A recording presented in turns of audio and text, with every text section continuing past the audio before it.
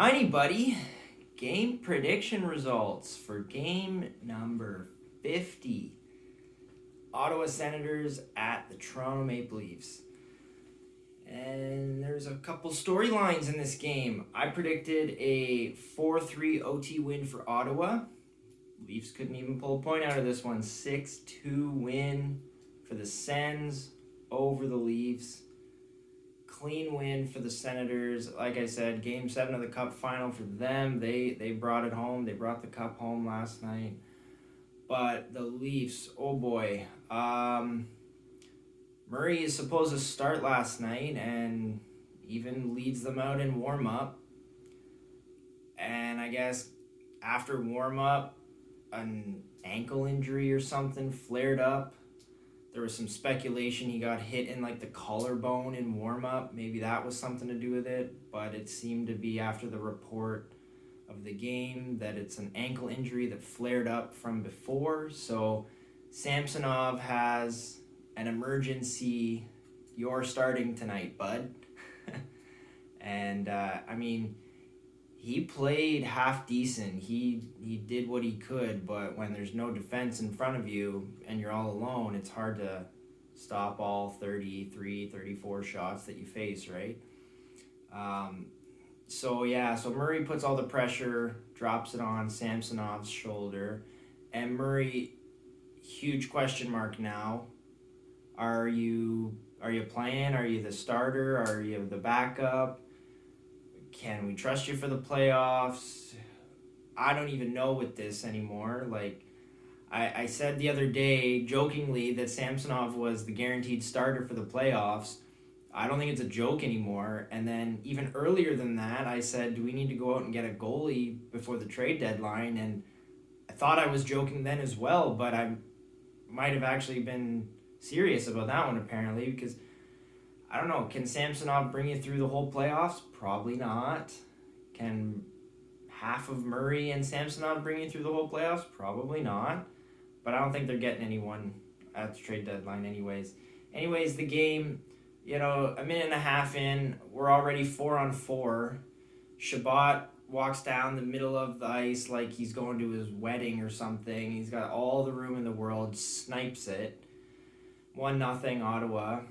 And then Joey Anderson comes back. It was a, tip off of a Senator's stick, but it goes in, finds its way. 1-1 coming out of the first. And then in the second, Brady Tkachuk, he finds the back of the net. 2-1. And then Nylander bangs one in on the goal line. 2-2. So we got a game, but that's about it. Halfway through the second, Leafs are done. No one's playing defense. No one's playing offense. Samsonov's left out there by himself, basically. Pucks are getting tipped in. Liljegren taps one in himself. Complete mistake, but you got to be more focused than that.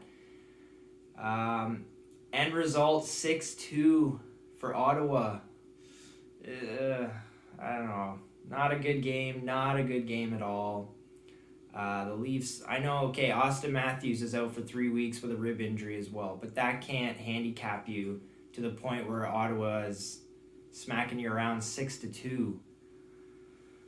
So I don't know, the Leafs got to find it within themselves to get through these games. Again, it's, they're in a comfortable playoff spot, so these games really don't matter, but at the same time, you want to get yourself prepped up for the playoffs. And I guess maybe they're just going to cruise into the All-Star break here on autopilot and see what happens. Maybe they'll take it up another level after the All-Star break and really start to take it to all of their opponents, not just the ones they think are going to be the difficult opponents. They need to get as many points as they can, try and catch Boston, get home ice advantage if they can in the playoffs.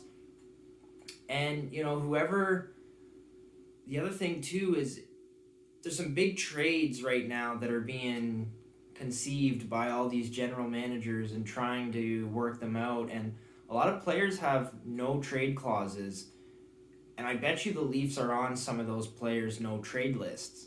So if you want a player to waive his no trade clause to come to Toronto to help you get through the first round, you got to show him your guys are showing up every night, and he's not going to be the one coming in and having to lift this team up every single night. Like, the guys on the ice for the Leafs need to show that if a Patrick Kane or something is going to waive a no trade clause to come here, that everybody's serious about making a cup run. So I don't know. We'll see how it goes. All-Star breaks in a few days. The Leafs only have 2 more games left before it. They're against good opponents, though. Washington and Boston. We'll see how they fare in those games. I know you can't win them all. We know that. Go Leafs, go. Woo!